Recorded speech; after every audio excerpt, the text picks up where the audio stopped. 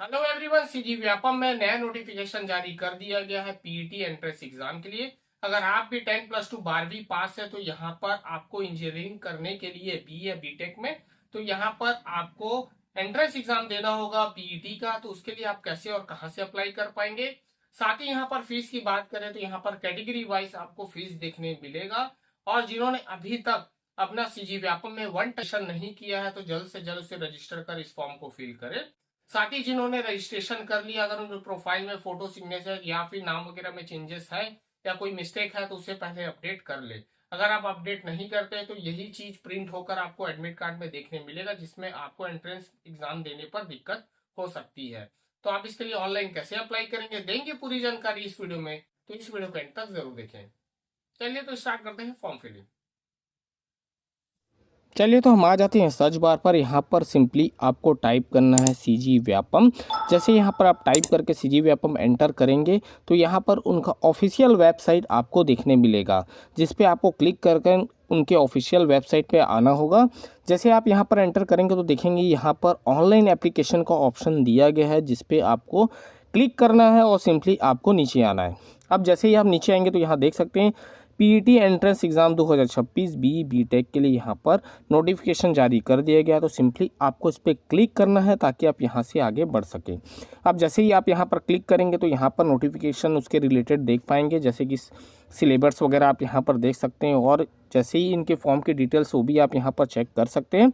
तो चलिए जैसे मैं क्लिक करूँगा तो यहाँ पर उनका नोटिफिकेशन यहाँ पर डाउनलोड हो रहा है, तो यहाँ थोड़ा समय लग सकता है। जैसे आप नीचे आएंगे तो आप यहाँ पर देख सकते हैं कि जो ऑनलाइन आवेदन जो चालू हुआ है वो 2/3/2026 सोमवार को चालू हो चुका है, और इसका जो अंतिम तिथि होने वाला है वो है 27/3/2026 शुक्रवार के शाम 5 बजे से पहले आपको ये फॉर्म फिल करना होगा। साथ ही फॉर्म में अगर कुछ गलतियां होती है तो यहाँ पर आप उसे सुधार भी कर सकते हैं। 28/3/2026 से 30/3/2026 शाम 5 बजे से पहले आप इसे अपडेट कर लेंगे, और ये 3 दिन का समय आपको दिया जाएगा। फिर यहाँ पर परीक्षा का जो संभावित तिथि जो दिया गया है 14/5/2026 गुरुवार का यहाँ पर समय दिया गया, और साथ ही परीक्षा का जो समय होने वाला है वो है सुबह के 10 से दोपहर के 1:15 तक का समय यहाँ पर दिया गया है। साथ ही यहाँ पर आपका जो एडमिट कार्ड जो जारी होने वाला है वो होगा 4/5/2026 को सोमवार को यहाँ पर आपका एडमिट कार्ड व्यापम में जारी कर दिया जाएगा। आप नीचे आएंगे तो यहाँ पर देखेंगे कि कैटेगरी वाइज यहाँ पर आपको फ़ी पेमेंट करना होगा। सामान्य के लिए, अन्य पिछड़ा वर्ग और SC ST का यहाँ पर आपका जो शुल्क है जो आपको ऑनलाइन पे करना है यहाँ पर देख सकते हैं। चलिए तो अब उनके वेबसाइट में आते हैं। अब यहाँ पर हमें ऑनलाइन एप्लीकेशन फॉर्म अप्लाई करना, तो यहाँ पर सिंपली आप 8वें नंबर पर ऑनलाइन एप्लीकेशन फॉर्म में क्लिक करेंगे। अब यहाँ पर व्यापम प्रोफाइल में आप आ जाएंगे, जहाँ पर आपको आपका रजिस्टर मोबाइल नंबर, पासवर्ड यहाँ पर एंटर करना होगा। अभी तक जिन्होंने अपना वन टाइम रजिस्ट्रेशन नहीं किया है व्यापम में तो क्रिएट न्यू प्रोफाइल का ऑप्शन यहाँ पर आपको देखने मिल जाएगा। जिन्होंने कर लिया है, अगर उनके पास आईडी पासवर्ड नहीं है, अगर आपका रजिस्टर मोबाइल नंबर आपके पास है तो यहाँ पर फॉरगेट का भी ऑप्शन दिया गया है, जहाँ से आप उसे फॉरगेट कर आप अपने रजिस्टर मोबाइल नंबर पर पासवर्ड और आईडी रिकवर कर सकते हैं। चलिए तो फिलहाल मैं यहाँ पर व्यापम का लॉगिन कर लेता हूँ। तो यहाँ पर कैप्चा कोड एंटर करने के बाद यहाँ पर लॉगिन पे क्लिक करेंगे। अब यहाँ पर एग्ज़ाम नेम में देख सकते हैं प्री बीटेक यहाँ पर दिया गया, जिसका लास्ट डेट होने वाला 27 मार्च 2026 शाम के 5 बजे से पहले आपको ये फॉर्म फिल करना होगा। अब यहाँ पर एक्शन में आपको आना है, तो यहाँ पर अप्लाई का ऑप्शन दिया गया है, जिस पे आप जैसे ही क्लिक करेंगे तो यहाँ पर कुछ इंपॉर्टेंट इंस्ट्रक्शंस आ जाएंगे, तो इसे एक बार ज़रूर आप यहाँ पर पढ़ लें। उसके बाद यहाँ पर आप नीचे आएंगे, जिसके डिटेल्स यहाँ पर पूछे गए हैं 1 बाय 1 इसे आपको फिल करना होगा। अब यहाँ पर क्वालिफ़िकेशन की बात करें तो बीटेक एंट्रेंस एग्ज़ाम के लिए यहाँ पर आपको 10+2 यहाँ पर 12वीं पास आपको होना चाहिए, और वो कम से कम 45% आपका यहाँ पर होना चाहिए। और यहाँ पर रिजर्वेशन की बात करें तो यहाँ पर SC ST OBC के लिए यहाँ पर कम से कम 40% यहाँ पर होना चाहिए। अगर आप 12वीं पास हैं और आपका परसेंट्स इनसे मिलता जुलता है तो यहाँ पर आप यस करेंगे और आगे बढ़ेंगे। उसके बाद यहाँ पर देखेंगे 12वीं बोर्ड का नाम, जैसे छत्तीसगढ़ बोर्ड था, CBSE बोर्ड था, उसको आपको यहाँ पर एंटर करना है। साथ ही यहाँ पर आपका जो 12वीं का रोल नंबर है वो आपको यहाँ पर एंटर करना होगा। उसके बाद यहाँ पर जो पासिंग ईयर है वो आपको यहाँ पर एंटर करना होगा। तो ये सब चीज़ें आपको आपके बोर्ड मार्कशीट में आपको देखने मिल जाएगी, तो उसे 1 बाय 1 यहाँ पर एंटर करेंगे। तो यहाँ पर देखिए मैंने यहाँ पर बोर्ड का नाम डाल लिया, यहाँ पर रोल नंबर आप एंटर कर लेंगे। साथ ही यहाँ पर किस वर्ष में आपने पास आउट किया तो वो भी आपको आपके मार्कशीट में देखने मिल जाएगा। उसके बाद सब चीज़ें फिल करने के बाद केयरफुली रीड करने के बाद यहाँ पर नेक्स्ट करेंगे। नेक्स्ट करने के बाद आपके जो प्रोफाइल डिटेल्स वो आपको ऊपर शो कर देगा, तो एक बार क्रॉस चेक जरूर कर ले, नहीं है तो उसे अपडेट कर ले फॉर्म सबमिट करने से पहले। अब यहाँ पर पेबल अमाउंट यहाँ पर आपको शो कर दिया है। उसके नीचे यहाँ पर देखेंगे एग्ज़ाम सिटी, तो आप कौन से सिटी को प्रेफरेंस देते हैं। आपके नियर बाई कोई सिटी अगर यहाँ पर शो करता है तो उसे आप यहाँ पर प्रेफरेंस बना सकते हैं अपने एग्ज़ाम के लिए। उसके बाद यहाँ पर जैसे ही आप सेलेक्ट करेंगे यहाँ पर डिक्लेरेशन आपको देखने मिलेगा। तो यहाँ पर डिक्लेरेशन में आपको चेक बॉक्स करना होगा, कैप्चा कोड यहाँ पर एंटर करना होगा। जैसे ही आप कैप्चा कोड यहाँ पर एंटर करेंगे उसके बाद यहाँ पर आप नेक्स्ट कर सकते हैं। अब देखिए यहाँ पर मैंने कैप्चा कोड एंटर कर लिया है।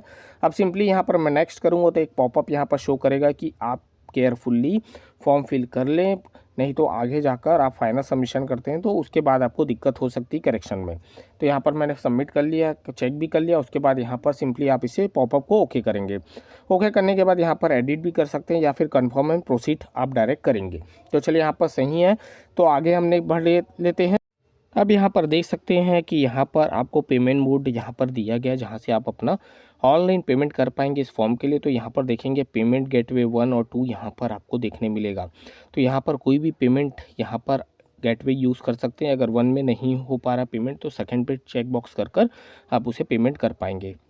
जैसे मैं यहाँ गेटवे 1 ले लेता हूँ। उसके बाद यहाँ पर पे नाउ का ऑप्शन दिया। अगर मान लीजिए पेमेंट होता है, फेल होता है या पेंडिंग, तो यहाँ चेक पेमेंट स्टेटस भी दिया गया। अगर मान लीजिए आपका पेमेंट फंसता है तो यहाँ पर पहले उससे चेक कर लेंगे, उसके बाद दोबारा आप पेमेंट कर पाएंगे। तो यहाँ पर गेटवे चेंज कर भी आप पे कर सकते हैं। तो पे नाउ पे जैसे ही क्लिक करेंगे तो यहाँ बहुत से गेटवे आपको देखने मिल जाएंगे, जैसे UPI, debit card, credit card, net banking, wallet वगैरह से भी आप यहाँ पर उसे पे कर सकते हैं। यूपीआई में जैसे आप क्लिक करेंगे तो यहाँ पर एक बारकोड आपको देखने मिलेगा, जिस पे आप क्लिक कर कोई भी पेमेंट ऐप से आप इसे पे कर सकते हैं, नहीं तो यूपीआई से भी आप आईडी डालकर पे कर पाएंगे। और एक चीज़ का ध्यान रखेंगे, जब भी पेमेंट करें तो रिफ्रेश रीलोड वगैरह नहीं करेंगे, नेट वगैरह चेक कर लें उस टाइम की सही से वर्क कर रहा है कि नहीं कर रहा है, नहीं तो आपको पेमेंट करने के बाद पेमेंट कभी पेंडिंग में भी जा सकता है, फेल्ड भी हो सकता है। तो ये चीज़ का आप ध्यान देंगे। पेमेंट करने से पहले आप एक बार क्रॉस चेक जरूर कर लें और सही से इसका पेमेंट करें ताकि ये सक्सेसफुली हो सके। अब पेमेंट होने के बाद, सबमिट होने के बाद अब आगे आपको डैशबोर्ड में आना है।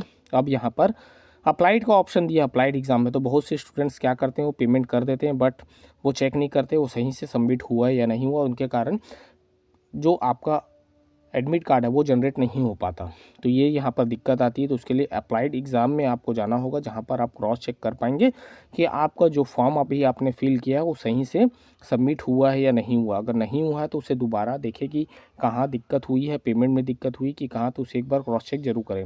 अब देखिए जैसे मैंने क्लिक किया तो यहाँ पर एग्ज़ाम नेम यहाँ पर शो कर रहा है, एप्लीकेशन नंबर भी यहाँ पर जनरेट हो चुका है और कब हमने अप्लाई किया था वो डेट भी आपको दिख रहा है और पेमेंट स्टेटस भी दिख रहा है, कब यहाँ पर सक्सेस हुआ हमारा पेमेंट, कौन से डेट और टाइम पे। उसके बाद यहाँ पर आप क्रॉस चेक जरूर करें कि सही से वो सबमिट हुआ है नहीं। अगर हुआ तो यहाँ पर प्रिंट का ऑप्शन दिया गया, जहाँ पर आप इसे क्लिक कर एक हार्ड कॉपी अपने पास रख सकते हैं या सॉफ्ट कॉपी अपने पास सेव कर रखें। अगर आगे कुछ दिक्कत आता है तो ये चीज़ आपको आगे काम आने वाली है। तो ऐसे ही आप CGPT का जो फॉर्म है उसको आप यहाँ पर एंट्रेंस एग्ज़ाम के लिए फिलअप करेंगे। और जिन्होंने अभी तक प्रोफाइल अपडेट नहीं किया है तो सबसे पहले वो प्रोफाइल अपडेट करें, क्योंकि अगर आप अपडेट नहीं करते तो यही चीज़ें आपको एडमिट कार्ड में देखने मिलेगी, फिर आपको एंट्रेंस एग्ज़ाम देने पर दिक्कत हो सकती है। और जिन्होंने अभी तक लॉगिन नहीं किया तो 1 टाइम रजिस्ट्रेशन कर आप इस फॉर्म को फिल कर सकते हैं। तो ऐसे ही आप PET का जो एंट्रेंस एग्ज़ाम का फॉर्म है ऐसे ही आप सिंपली वे में फिल कर पाएंगे। चलिए तो फिर मैं ऐसी इंटरेस्टिंग वीडियो बनाते रहूँगा। मिलता हूँ नेक्स्ट वीडियो के साथ।